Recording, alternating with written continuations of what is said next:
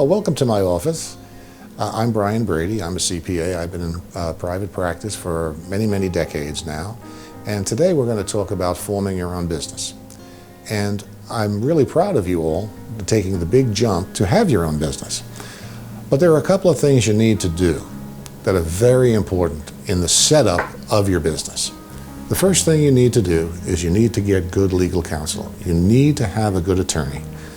The second thing is you need to have a very good CPA, a certified public accountant, who will help you and guide you through the quagmire of rules and regulations that you're going to have to deal with as your business evolves. I would suggest to you that you form what's called an LLC. An LLC is kind of like an El Camino. I don't know if you're familiar with that.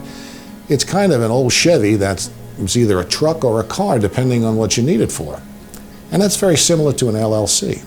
An LLC can be treated as a sole proprietorship.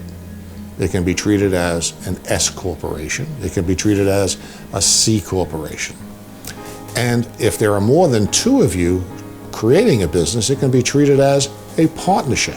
So it's very, very important that you look to see what's going to be in your best interests up front, because the purpose of being in business is not only to serve the public and to give back to your community, but it's also to make money.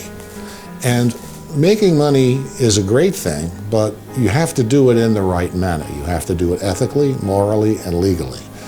And then you won't have really any problems. You won't have to look over your shoulder to see what tax agency is chasing you, or if you've done something that you should not have done. And you want to be honest with the public, and that's very, very important. But let's get back to looking at what a sole proprietor is. A sole proprietor is an individual who runs their own business. The largest percentage of small businesses in the United States are run as a sole proprietorship. But even if you are a sole proprietorship, having an LLC will protect your personal assets from being attached in the event that you ever get sued. An S corporation, without getting too much in the weeds, is a tax election that you would take. The S means small business. You're going to end up filing two tax returns. You're going to have a corporate return and you're going to have a personal return. It also permits you to take distributions from the S corporation without being subject to payroll taxes, a portion of it. There has to be reasonable compensation paid, okay?